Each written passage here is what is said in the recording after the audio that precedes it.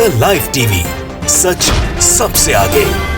नमस्कार, मैं हूं Iqbal Parvez. The live TV में आपका स्वागत है। मोदी योगी ढोंगी हैं, ये तो हिंदू विरोधी हैं। साथियों, ये नारा हमारी तरफ से बिल्कुल भी नहीं है, ये नारा है हिंदू संगठन की तरफ से। जी हाँ, जिसका नाम है विश्व हिंदू सेना। इस विश्व हिंदू सेना ने जगह जगह पोस्टर चिपकाया है और उसमें लिखा है मोदी योगी ढोंगी हैं, ये तो हिंदू विरोधी हैं। साथियों, इन्होंने तो बताया ही है कि ये हिंदू विरोधी कैसे हैं। साथ में मैं भी आगे आपको बताऊंगा कि वाकई में मोदी से बड़ा, योगी से बड़ा हिंदू विरोधी कोई और हो नहीं सकता। वो अलग बात है कि ये हिंदुत्व का जो है सो नारा देते हैं, और वो नारा सिर्फ और सिर्फ नफरत बांटने के लिए देते हैं, अपनी सत्ता की कुर्सी सजाने के लिए देते हैं। साथियों, ये पोस्टर पूरी समझ लीजिए आपके वाराणसी से अभियान की शुरुआत हुई है। जी हाँ, वाराणसी जो नरेंद्र मोदी का गढ़ है, जहाँ से वो सांसद हैं, वहाँ से इस तरह के पोस्टर के लगाने की शुरुआत हुई है और पूरे पूर्वांचल में ये अभियान चलाया जा रहा है और लोगों को बताया जा रहा है कि मोदी योगी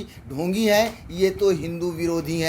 आगे बढ़ने से पहले हम आपको थोड़ा सा ये खबर विस्तार से बता दें और आगे भी बताएंगे कि किस तरह से और भी भारतीय जनता पार्टी के नेताओं के पोस्टर्स लगाए गए हैं। लेकिन पहले ये खबर देखिए। विश्व हिंदू सेना ने चस्पाया मोदी योगी ढोंगी हैं, ये तो हिंदू विरोधी हैं का पोस्टर। कहा लोकतंत्र की हत्या कर रही है ये सरकार। बिल्कुल इसमें कोई शक नहीं है। साथियों, देखिए क्या है कि अगर विपक्षी दल ये बात तो कहते ही हैं, आम आदमी वो कहता ही है, मुसलमान भी ये बात कहते हैं, बिल्कुल इसमें कोई शक नहीं, क्योंकि ये जो सरकार है वो पूरी तरह से मुस्लिम विरोधी सरकार है। इसलिए ऐसे बहुत सारे लोग कहते हैं। लेकिन जब बात हिंदू संगठन की आती है तो आमतौर पर ये नहीं माना जाता कि कोई हिंदू संगठन इस तरह की बात कहे, इस तरह के पोस्टर लगाए। लेकिन विश्व हिंदू सेना ने इस तरह के पोस्टर लगाए हैं और उन्होंने कहा, उन्होंने इन लोगों को ढोंगी कहा है और लोकतंत्र का विरोधी कहा है, लोकतंत्र का हत्यारा कहा है। साथियों, देखिए विस्तार से आपको बता देते हैं कि हमेशा चर्चा में रहने वाले विश्व हिंदू सेना के राष्ट्रीय अध्यक्ष एवं संस्थापक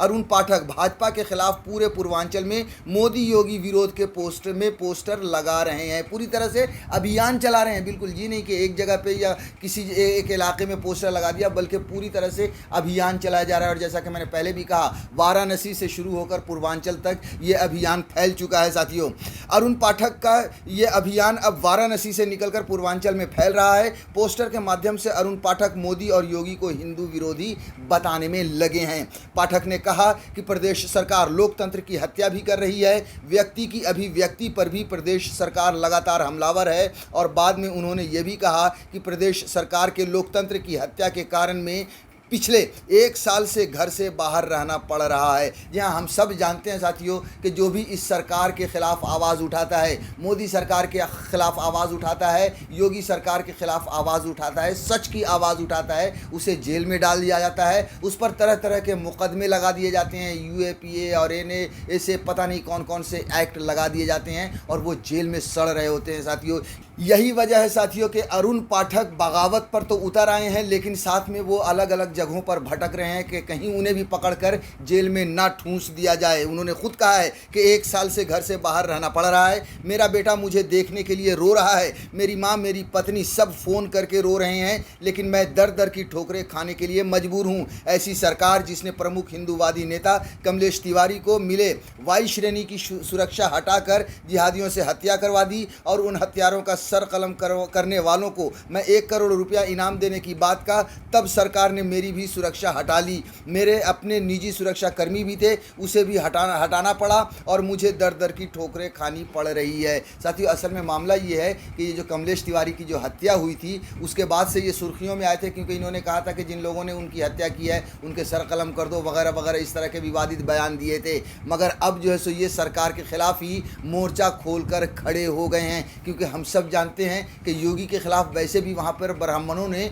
मोर्चा पहले ही खोल रखा था। ब्राह्मणों के भैया, और ये कहा जाता रहा है, बल्कि अभियान तक चढ़ा जा चुका है, आंदोलन तक किया जा चुका है कि योगी सरकार ब्राह्मणों के खिलाफ है, ब्राह्मणों को मरवा रही है। साथियों, साथियों, उन्होंने आगे कहा कि इस सरकार को उखाड़ फेंकने में हम पूरी कोशिश करेंगे। इस सरकार को उखाड़ने के लिए उन्होंने आगे कहा कि ऐसी सरकार को उखाड़ फेंकने के लिए मैं घास की रोटी खाने के पीछे भी नहीं हटूंगा। प्रदेश सरकार पूरी तरह से लोकतंत्र की हत्या कर रही है। इसी का उदाहरण जिला पंचायत चुनाव में भी देखने को मिला। विश्व हिंदू सेना के राष्ट्रीय अध्यक्ष लगातार प्रदेश सरकार पर हमलावर हैं और लगातार सरकार के खिलाफ आग उगल रहे हैं। यानी कि आप देखिए कि किस तरह से इस आदमी ने हर जगह पर एक तरह से पोस्टर अभियान चला रखा है और ये कह रहे हैं कि ये लोग तो हिंदू विरोधी हैं, ये सब ढोंगी हैं, चाहे वो मोदी हो या फिर योगी हो या फिर भारतीय जनता पार्टी की सरकार ही क्यों ना हो।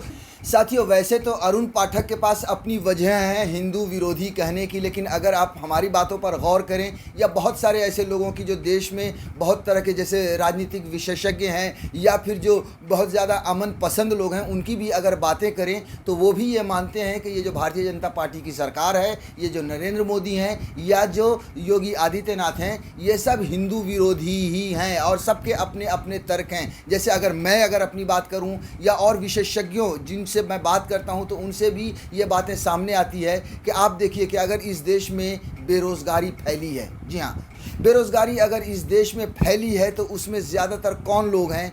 हिंदू हैं। जी हाँ, हिंदू हैं, क्योंकि हम सब जानते हैं कि 20% करीब मुसलमानों की संख्या है। आप अंदाज़ा लगाइए कि अगर 100 युवा बेरोज़गार होता है तो उसमें 80 युवा तो हिंदू होगा ही। वैसे 20 युवा भी मुसलमान नहीं होंगे, क्योंकि भले 20% मुसलमान हो इस देश में, लेकिन ज़्यादातर पंचर पुत्र ही कहलाते हैं, ज़्यादातर पंचर बनाने का ही काम करते हैं, ज़्यादातर कम पढ़े लिखे लोग हैं, ज़्यादातर छोटा मोटा काम करते हैं सरकारी नौकरियों में या बड़ी बड़ी नौकरियों में। आमतौर पर मुसलमानों की संख्या या आंकड़े बहुत ज़्यादा नहीं हैं। तो मुझे लगता है कि 80% से ज़्यादा, करीब 90% जो जॉब खोने वाले, जो मतलब नौकरियां गंवाने वाले लोग हैं, वो हिंदू हैं। तो अब आप बताइए कि ऐसी सरकार जो हिंदूवादी का नारा देती है, अगर उसी के राज में 100 में 90 हिंदुओं की नौकरी जाती है तो वो सरकार हिंदू विरोधी हुई या नहीं? आप सोचिए कि सरकारी संपत्ति जो बेची जा रही है, जी हाँ, नरेंद्र मोदी की सरकार जो सरकारी संपत्ति को बेच रही है, चाहे वो LIC हो, चाहे वो एयर इंडिया हो, चाहे वो रेलवेज़ हो,